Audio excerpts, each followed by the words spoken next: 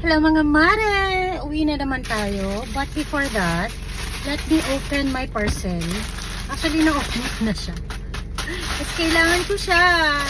Pero hindi ko pa totally na-open ito.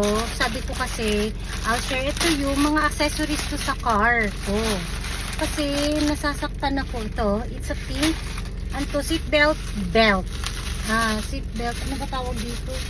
Basta nilalagay sa seatbelt kasi nasasaktan ako dito banda. So this one, this is our seatbelt. No. 'Di ba? Pag ganyan, nasasaktan ako diyan, oh. So ay nag-decide ako na bumili nito.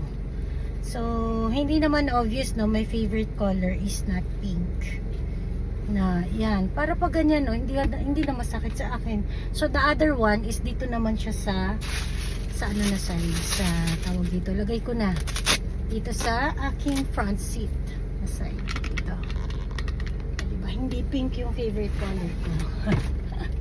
Yan, lagay ko na siya dito. Yan, lagay ko na para kung meron sasakay sa akin, meron din siyang protection. Right, yun.